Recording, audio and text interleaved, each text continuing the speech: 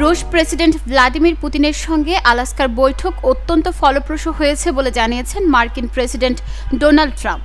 এনডিটিভির প্রতিবেদন অনুযায়ী বৈঠক শেষে আলাস্কা ছাড়ার আগে মার্কিন সংবাদ মাধ্যম ফক্স নিউজকে দেওয়া এক সাক্ষাৎকারে এ মন্তব্য করেন তিনি। পুতিনের সঙ্গে আজ খুব ভালো একটি সাক্ষাৎ হয়েছে উল্লেখ করে ট্রাম্প বলেন, প্রেসিডেন্ট পুতিনের সঙ্গে আমার সবসময় চমৎকার সম্পর্ক ছিল।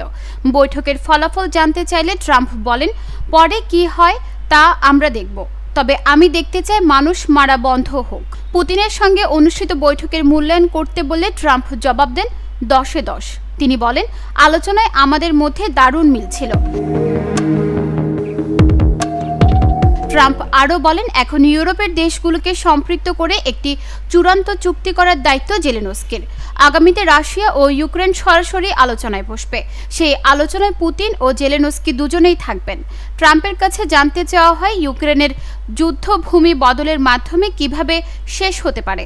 জবাবে ট্রাম্প বলেন, পুতিনের সাথে বৈঠকের সময় এই বিষয়গুলো নিয়ে আলোচনা হয়েছে এবং এ বিষয়ে আমরা একমত হয়েছি। এটি খুব ইতিবাচক বৈঠক ছিল। আমি মনে করি আমরা একটি চুক্তির খুব কাছাকাছি। ইউক্রেনকে যে কোনো চুক্তিতে রাজি হতে হবে। হয়তো তারা না বলবে, তবে আমি জেলেনস্কিকে বলবো একটি চুক্তি করুন।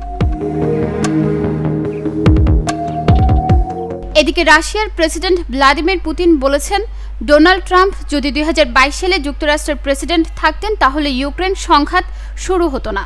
ট্রাম্পও বারবার দাবি করে আসছেন সাবেক প্রেসিডেন্ট জো বাইডেনের পরিবর্তে সেই সময় তিনি ক্ষমতায় থাকলে রাশিয়া ইউক্রেন সংঘাত এড়াতে পারতেন। পুতিন তার এই দাবির প্রতি বিশ্বাস পুনর্ব্যক্ত করেছেন। জানান, তিনি বাইডেনকে পরিস্থিতি এমন পর্যায়ে না নিয়ে যাওয়ার জন্য বোঝানোর চেষ্টা করেছিলেন যে সামরিক পদক্ষেপের ফলে গুরুতর পরিণতি ঘটতে পারে। নিউজ ডেস্ক, চট্টগ্রাম সময়।